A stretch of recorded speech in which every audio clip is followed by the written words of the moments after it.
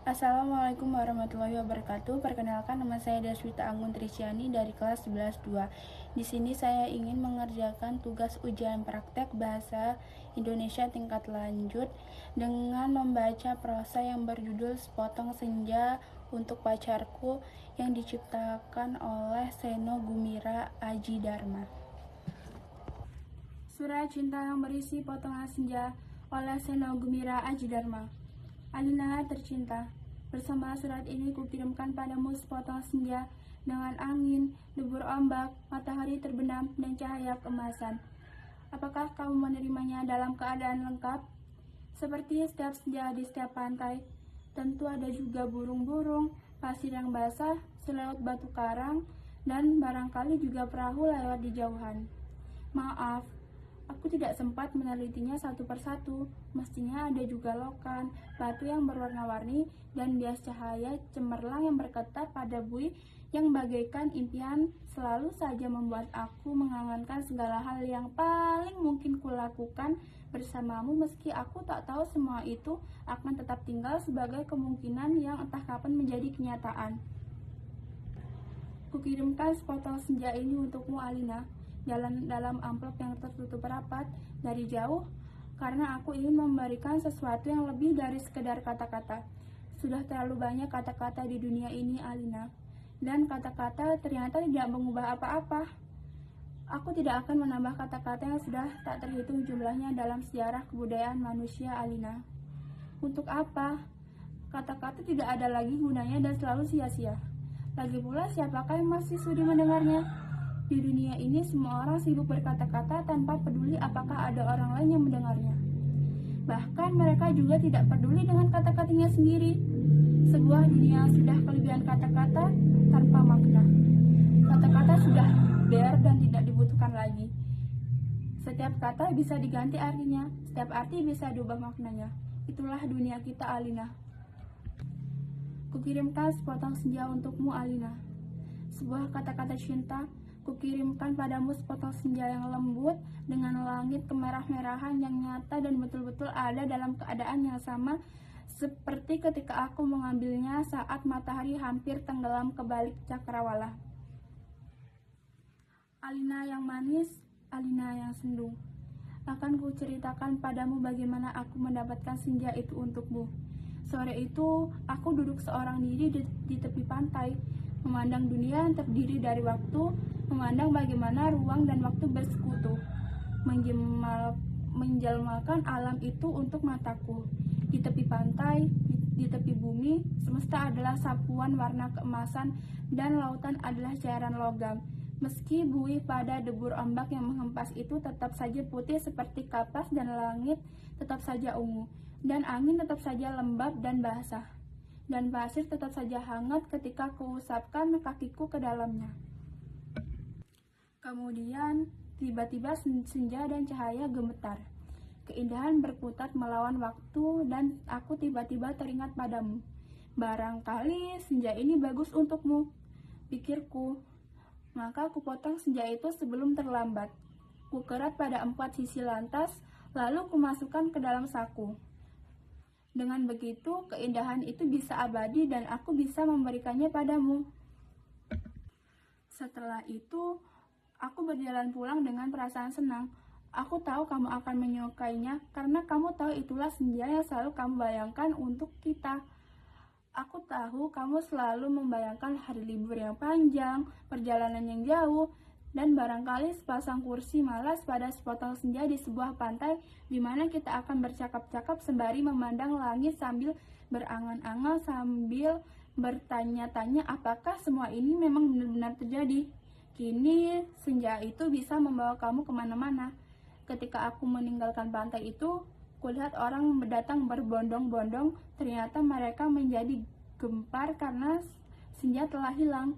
Kulihat cakrawala itu berlubang sebesar kartu pos. Alina sayang, semua itu telah terjadi dan kejadiannya akan tetap seperti itu. Aku telah sampai ke mobil ketika di antara kerumunan itu kulihat seseorang menunjuk-nunjuk ke arahku. Dia yang mengambil senja itu. Saya lihat dia mengambil senja itu. Kulihat orang-orang itu melangkah ke arahku. Melihat gelagat itu, aku segera masuk dan terancap gas. Catat nomornya, catat nomornya. Aku melejit ke jalan raya. Ku kebut mobilku tanpa perasaan panik. Aku sudah berniat memberikan senja itu untukmu dan hanya untukmu saja, Alina. Tak seorang pun boleh mengambilnya dariku. Cahaya senja yang keemasan itu berbinar-binar di dalam sakuku. Aku merasa cemas karena meskipun kaca mobilku gelap, tapi cahaya senja itu tentu cukup terang dilihat dari luar. Dan ternyata cahaya senja itu memang menembus segenap cahaya dalam mobilku, sehingga mobilku ikut meluncur dengan nyala cemerlang ke aspal maupun ke angkasa. Dari radio yang kusetel, aku tahu berita tentang hilangnya senja telah tersebar kemana-mana. Dari televisi dalam mobil, bahkan kulihat potretku sudah terpampang. Aduh, aku baru hilang satu senja saja sudah paniknya seperti itu. Apa tidak bisa menunggu sampai besok? Bagaimana kalau setiap orang mengambil senja itu untuk pacarnya masing-masing? Barangkali memang sudah waktunya dibuat senja tiruan yang bisa dijual di toko-toko, dikemas dalam kantong plastik dan dijual di kaki lima. Sudah waktunya senja diproduksi besar-besaran supaya tidak bisa dijual anak-anak pedagang asongan di perempatan jalan. Senja, senja, cuma 1.003. Di jalan tol mobilku melaju masuk kota. Aku harus berhati-hati karena semua orang mencariku. Siren mobil polisi meraung di mana-mana. Cahaya kota yang tetap gemilang tanpa senja membuat cahaya keemasan dari dalam mobilku tidak terlalu ketara. Lagi pula, di kota tidak semua orang peduli apakah senja hilang atau tidak. Di kota kehidupan berjalan tanpa waktu, tidak peduli pagi, siang, sore, atau malam. Jadi tidak pernah penting senja itu ada atau hilang. Senja cuma penting untuk turis yang suka memotret matahari terbenam. Boleh jadi hanya demi alasan itulah senja yang kubawa dicari-cari polisi. Siren polisi mendekat dari belakang. Dengan pengeras, suara polisi itu memberi peringatan. Pengemudi mobil Porsche abu-abu meletak nomor SG 196558A. Harap berhenti, ini polisi. Anda ditahan karena dituduh telah membawa senja. Meskipun tak ada aturan yang melanggarnya, tapi berdasarkan aku tidak sudi mendengarnya lebih lama lagi. Jadi kubilas dia sampai terpental keluar pagar tepi jalan. Kutancap gas dan menyelip-nyelip dengan lincah di jalanan. Dalam waktu singkat, kota sudah penuh keraungan siren polisi. Terjadi kejar-kejaran yang seru. Tapi aku lebih tahu seluk-beluk kota. Jalanan dengan cahaya yang bermain warna, gang-gang gelap yang tak pernah tercatat dalam buku alamat, lorong-lorong rahasia yang hanya diperuntukkan bagi orang-orang di bawah tanah.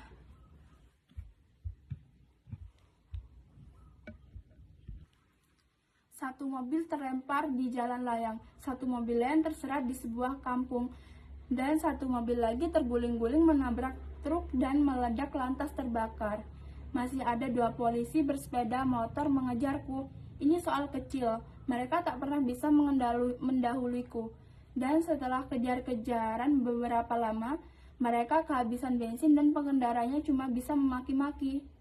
Kulihat senja dalam saku bajuku masih utuh. Angin berdesir, langit semburat ungu, debur ombak menghempas ke pantai. Hanya pada mula senja ini kuserahkan Alina. Tapi Alina, polisi ternyata tidak sekonyol yang kusangka. Di segap sudut kota, mereka telah siap siaga. Bahkan aku tak bisa membeli makanan untuk mengisi perutku. Bahkan di langit tanpa senja, helikopter mereka menyorotkan lampu di setiap celah gedung bertingkat. Aku tersudut dan akhirnya nyaris tertangkap. Kalau saja tidak ada gorong-gorong yang terbuka, mobilku sudah kutinggal ketika memasuki daerah kumuh itu. Aku berlari di antara gudang, rumah tua, tiang, serta temali. Terjatuh di atas sampah, merayapi tangga-tangga reot, sampai seorang gelandangan menuntunku ke suatu tempat yang tak akan pernah kulupakan dalam hidupku. Masuklah, katanya tenang. Di situ kamu aman. Ia menunjuk gorong-gorong yang terbuka itu. Ada tikus keluar dari sana. Baunya bacin dan pesing. Ku tengok ke bawah, kulihat kelelawar bergantungan. Aku ragu-ragu. Namun, deru helikopter dengan lampu sorotnya yang mencari-cari itu melenyapkan keraguanku. Masuklah, kamu tidak punya pilihan lain. Dan gelandangan itu mendorongku. Aku terjerembab jatuh. Bau busuknya bukan main. Gorong-gorong itu segera tertutup dan kudengar gelandangan itu merebahkan diri di atasnya. Lampu sorot helikopter menembus celah-celah gorong-gorong, tapi tak cukup untuk melihatku. Kuraba senja dalam kantongku. Cahayanya yang merah keemas-emasan membuat aku bisa melihat dalam kegelapan. Aku melangkah dalam gorong-gorong yang rupanya cukup tinggi juga.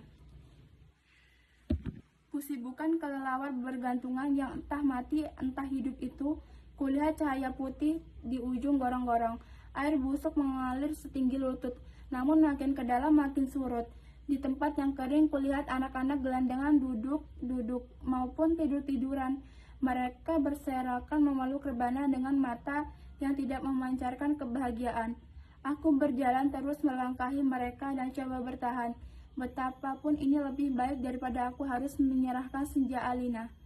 Di ujung gorong-gorong, di tempat cahaya putih itu, ada tangga menurun ke bawah. Kuikuti tangga itu, cahaya semakin terang dan semakin benderang. Astaga, kamu tidak boleh percaya Alina, tapi kamu akan terus membacanya. Tangga itu menuju ke mulut sebuah gua.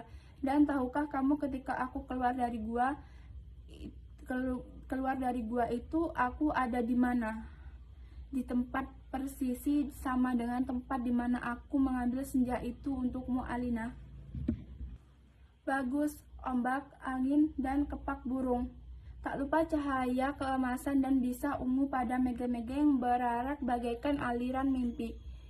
Cuma saja tidak ada lubang sebesar kartu pos. Jadi, meskipun persis sama, tapi bukan tempat yang sama.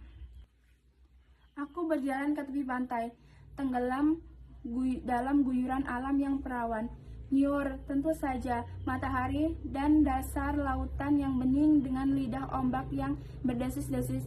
Tak ada klotek, tak ada barbecue, dan tak ada marina. Semua itu memang tidak perlu.